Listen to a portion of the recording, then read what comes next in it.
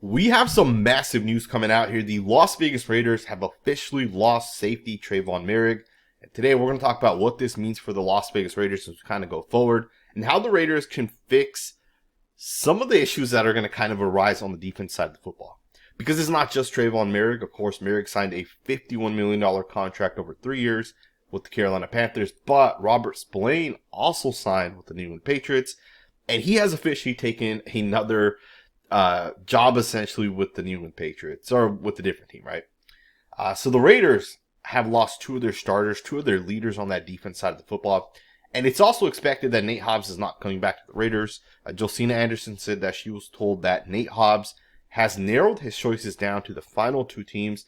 And we heard from an insider, Raiders insider specifically, that Nate Hobbs did not have an offer from the Raiders. At least that was what he was told 2 days ago. And at that point, he was told that Nate Hobbs will not be coming back to the Raiders. So it looks like the Raiders are going to end up being down 3 starters, right? And I just want to talk about what this means for the Raiders. But the Tre'von Moehrig one I want to kind of start with first and foremost, because Tre'von Moehrig to me is arguably the Raiders' second or third best defensive player, right? I think right after Maxx, you can make that argument. It's Tre'von Moehrig. And I think sometimes with safety specifically, people don't realize because they're safeties, it's such a hard position to really understand, right? It's a position where, most safeties aren't getting 8, 9, 10 interceptions, right? What Charles Woodson used to do, that's rare, right? Most of the time, you're not getting that type of production, right? At least when Charles Woodson switched over to safety, he was still had, multiple interceptions. The guy was just a ball hawk. But that type of player, you don't generally get that in today's NFL. You don't generally get that. Tre'von Moehrig, for being a safety, is a very, very, very solid safety. I mean, to me, he's one of the best safeties. And I guess the money speaks for itself as well, right? $17 million is what Tre'von Moehrig got. That was kind of in the ballpark of what I thought, right? I would have probably put it between like 15 and 20. Probably used multiple numbers in between that over the past couple of months. But it is unfortunate that the Raiders were not able to bring back Tre'von Moehrig. Now, this is obviously expected, right? Geno Smith, when the Raiders made that trade to bring him over, that trade alone is going to end up costing us $45 million. And this year, it's only going to cost us $31 million, but in future years, it'll cost us more. So it's expected that Tre'von Moehrig and Nate Hobbs and Robert Spillane aren't going to be brought back. I wouldn't be surprised if Malcolm Koonce ends up leaving as well. I'm not surprised that we end up not being able to bring back Tre'von Moehrig. If you're a Carolina Panthers fan and you come across this video, man, Moehrig to me is such a great football player. He's smart, very quick, he's very fluid. And I think as a safety, one of the things that gets overlooked a lot is, when a safety is, let's say, in cover 2 and let's say he's playing the right half the field, it's important to realize if there's 2 guys running down that right half the field, if the quarterback's going to throw the ball to one of those guys, when Tre'von Moehrig's there, Moehrig can make the break to either guy, right? He's fast, he's explosive, he can turn. Tre'von Moehrig to me is a really, really good football player. And we've seen this over the years, right? Like this guy, in year 1 and year 2 wasn't all that good. Part of that also came down to the fact that Gus Bradley's scheme was very, very specific with his role, right? He didn't get to play in the different roles. And when Patrick Graham got here, Patrick Graham utilized him a lot more as a split safety, post safety, down in the box, right? Kind of had him do all the different things that allowed him to have success at TCU, right? Coming out of college. And Moehrig just kind of developed. And this past season, I felt like he was a top 10 safety. I don't watch every safety in the NFL, but I've watched maybe 4 or 5 different safeties from this past season based off some of the teams that I cover on the Football Scout channel. And to me, Moehrig was solid, right? He's definitely one of the better safeties. The only guy that I say, reminded me of Moehrig would have been the guy from the Buccaneers, right? And I think he's the highest paid safety in the NFL. But to me, Tre'von Moehrig, very, very solid, very fluid, and the Raiders are going to obviously not have him kind of going forward. He will be with the Panthers. I think it's a huge blow for the Raiders. The Raiders will have to kind of figure out how they're going to roll forward. I'll be the first to just tell you guys and be 100% open about this. Isaiah Pola-Mao's not close to the caliber of player Tre'von Moehrig is. Like, there's no comparison. Some people say Isaiah Pola-Mao is pretty close. He might be better. There's no comparison. Isaiah Pola-Mao's not close to Tre'von Moehrig. Pola-Mao's stiff. He can't rotate the hips. He can't, backpedal to his left and then turn to the right when a play's going, like, during the middle of the play. He can't make that adjustment, right? He's not fast enough. Sometimes you'll see him running and taking bad angles, right? Isaiah Paul's stiff, and that doesn't mean he can't develop, but he's not close to Tre'von Moehrig. And I just want to make that very, very clear, because some people are going to say the Raiders can just roll forward with Paul, and he ultimately replaces, Moehrig. I don't think he does. I think the Raiders got to go out there and actually find a different player, right? They got to find a different safety. They got to find a different guy that can come in and kind of play that role. Isaiah Paul, I think, is a good number 3 safety that rotates in. He plays the big nickel and does those things. But the Raiders got to figure out that safety position. Marcus Epps is also a free agent. I don't think he'll be brought back. Robert Spillane's also going to be another one that's going to be kind of, interesting to see how the Raiders replace him.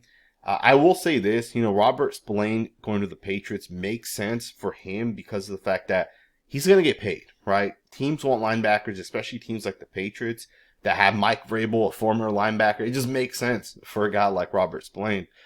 But more than that, right? More than it making sense from the coaching perspective, I think for the Raiders, specifically with Pete Carroll, Pete Carroll's been able to have a lot of luck with his linebackers. He's developed multiple linebackers. He's brought in multiple linebackers. He's swapped out multiple linebackers, and he's found success. And I think for him, his, approach to it, I don't think he might care all about like, hey, we need to pay like one guy specifically, 10, 11, 12, 15 million, whatever it comes out to. I don't know if Spillane's contract numbers are actually out there. I haven't seen it. But whatever he ends up getting paid, the Raiders obviously felt it doesn't make sense for us to pay him that. And with that, he obviously ended up going to the Patriots. It makes sense for him. For the Raiders to replace Robert Spillane, it will be interesting. I will say this. I think when you're a good defensive coach, right, we've seen Robert Saleh do this multiple times. Robert Saleh will go from, the Niners. He'll go to the Jets. Niners have a phenomenal group of linebackers. 4 or 5 different guys just come in and out, and they're top 10 linebackers. And then he goes to the Jets, and now the Jets have a top 10 linebacker, right? They have multiple guys that are really, really, really solid. You go to the Colts, and you go to that coaching staff, and they're just rotating guys in and out, right? Sometimes you can find linebackers that fit a scheme and system, and I think that's one of the things Pete Carroll's going to kind of bet on, that he will be able to find a guy either through the draft, maybe there's a guy on the roster, or maybe he might look to the free agency and say, we'll find that guy right there, right? We'll find that guy and we'll bring him in and we'll make him essentially the guy, right? Either way, the Raiders will have to figure out how they're going to replace Robert Spillane. I don't have too much trust in the guys we have on the current roster. I don't have trust in guys like, Gaynor and Amari Burney, Luke Masterson, although I think Masterson might be a pending free agent. Don't quote me on that. I don't have a lot of trust in those guys, truth be told, right? I think the Raiders got to go out there and find 2 starting caliber linebackers. We'll see what ends up happening, right? And then, of course, Nate Hobbs, nothing's official yet, so we'll kind of wait on that. And I should go ahead and just touch on this really quickly as well. The Raiders have agreed to terms with Adam Butler. This actually happened yesterday night. Adam Butler signed a 3-year contract worth $16.5 million. By my math, that's $5.5 million per year. To me, that's a phenomenal contract for Adam Butler. To me, Adam Butler is a rotational defensive tackle, right? He's a great D tackle too. I think most D tackle 2s rotate with the D tackle 3, right? You kind of, get a good blend of 2 guys that are kind of the opposite, right? You get one guy that plays the run, and historically speaking, the Raiders, had Jonathan Hankins. After they got rid of Hankins, most recently, they had another guy that kind of comes in. He gets hurt. They bring in another guy that kind of plays the run first. And then you have Adam Butler, who's the opposite of that guy, right? He's Adam Butler's not a run defender. Adam Butler's a pass rusher. He's known for his pass rush, right? He's been known for the entirety of his career. Adam Butler's been a pass rusher. And to me, he has huge upside because of that pass rushing ability.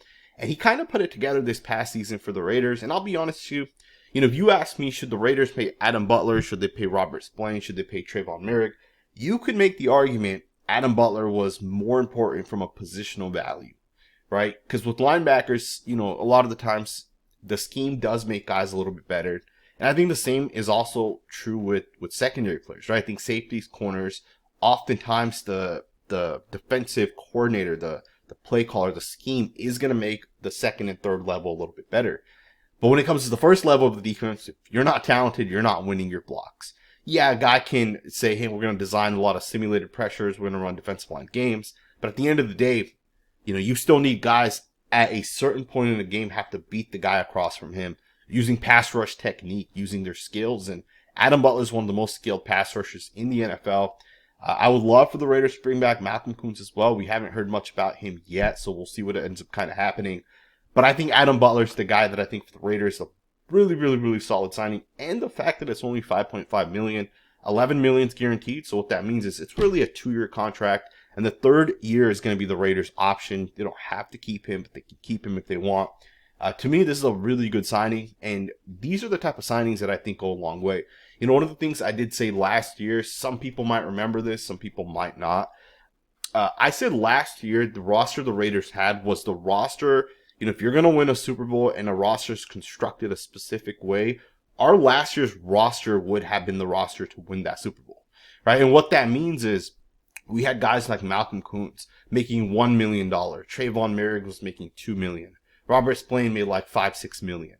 Right? And it's not just those guys, right? Adam Butler was making like $500,000 or whatever he was making as well, right? These guys that are not worth that were making so much less than their actual market value.